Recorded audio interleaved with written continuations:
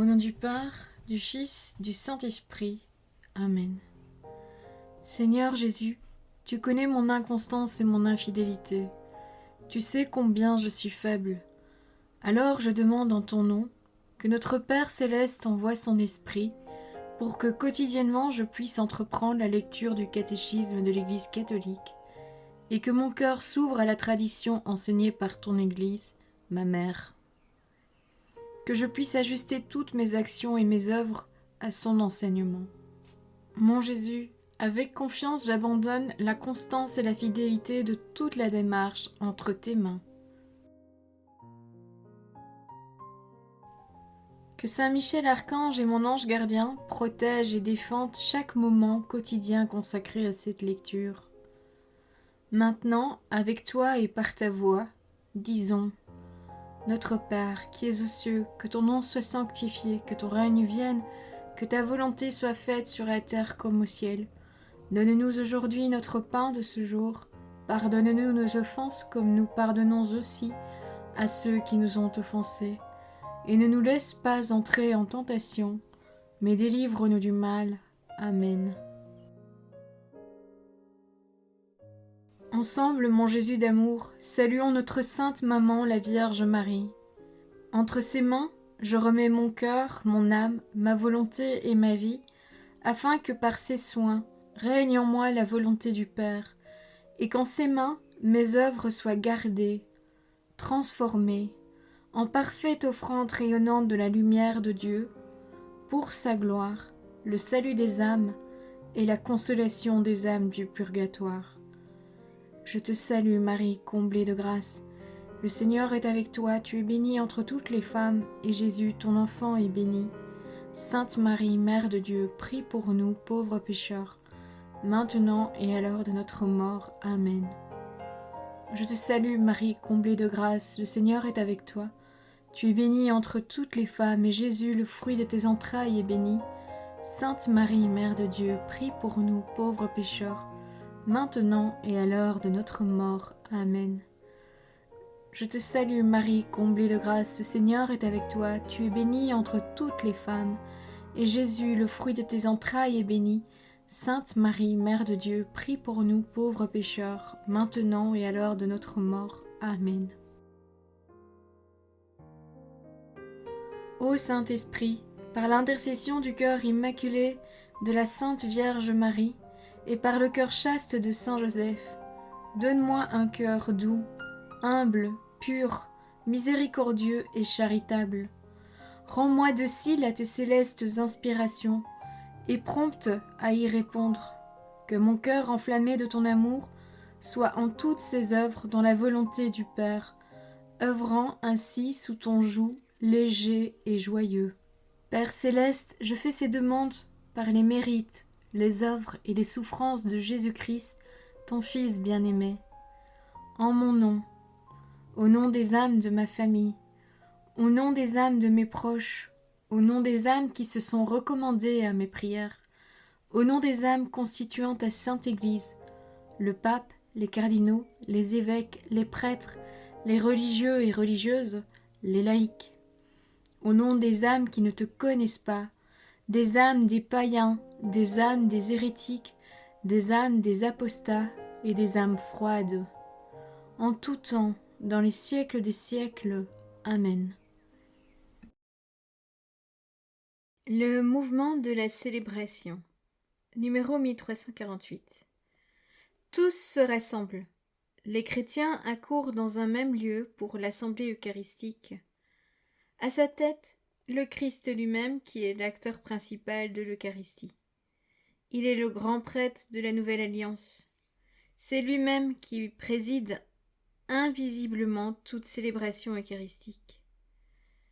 C'est en le représentant que l'évêque ou le prêtre, agissant en la personne du Christ tête, préside l'assemblée, prend la parole après les lectures, reçoit les offrandes et dit la prière eucharistique. Tous ont leur part active dans la célébration, chacun à sa manière. Les lecteurs, ceux qui apportent les offrandes, ceux qui donnent la communion et le peuple tout entier dont l'amen manifeste la participation. Numéro 1349. La liturgie de la parole comporte les écrits des prophètes, c'est-à-dire l'Ancien Testament, et les mémoires des apôtres, c'est-à-dire les épîtres et les évangiles. Après l'homélie qui exhorte à accueillir cette parole comme ce qu'elle est vraiment, parole de Dieu, et à la mettre en pratique, viennent les intercessions pour tous les hommes. Selon la parole de l'apôtre, je recommande donc avant tout qu'on fasse des demandes, des prières, des supplications, des actions de grâce pour tous les hommes, pour les rois et tous les dépositaires de l'autorité. Voir la première lettre de Timothée, chapitre 2, les versets 1 et 2. Numéro 1350. La présentation des oblats, l'offertoire. On apporte alors parfois en procession le pain et le vin à l'autel qui seront offerts par le prêtre au nom du Christ dans le sacrifice eucharistique, où ils deviendront le corps et le sang de celui-ci. C'est le geste même du Christ à la dernière scène, prenant du pain et une coupe.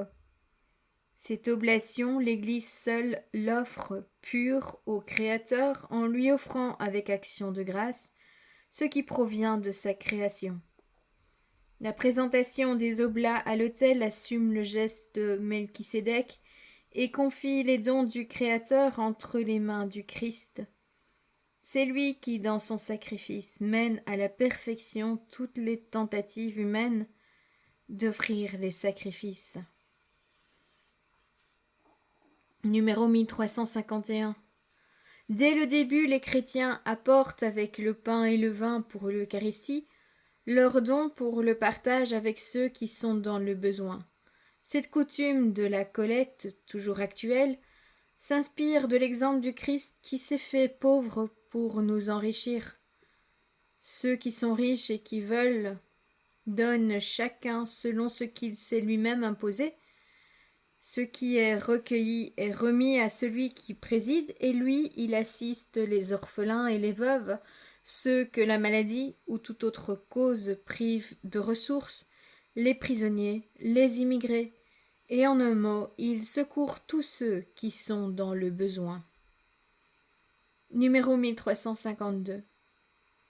L'anaphore, avec la prière eucharistique, prière d'action de grâce et de consécration, nous arrivons au cœur et au sommet de la célébration. Dans la préface, l'Église rend grâce au Père par le Christ dans l'Esprit Saint pour toutes ses œuvres, pour la création, la rédemption et la sanctification. Toute la communauté rejoint alors cette louange incessante que l'Église céleste, les anges et tous les saints chantent au Dieu 3 fois saint. Numéro 1353.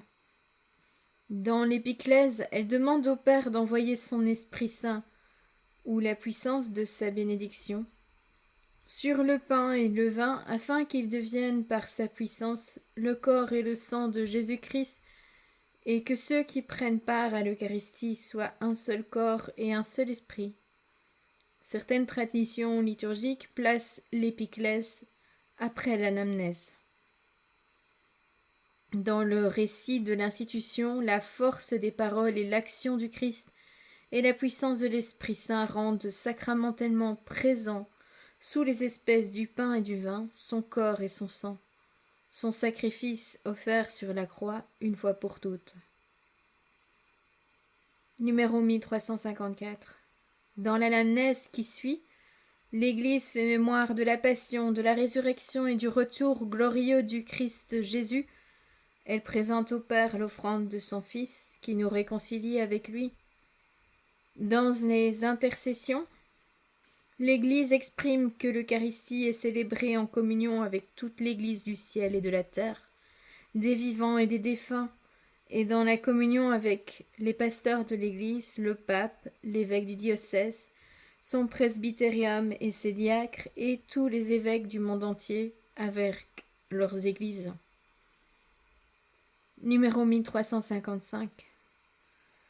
Dans la communion précédée de la prière du Seigneur et de la fraction du pain, les fidèles reçoivent le pain du ciel et la coupe du salut, le corps et le sang du Christ qui s'est livré pour la vie du monde. Voir l'Évangile selon saint Jean, chapitre 6, verset 51.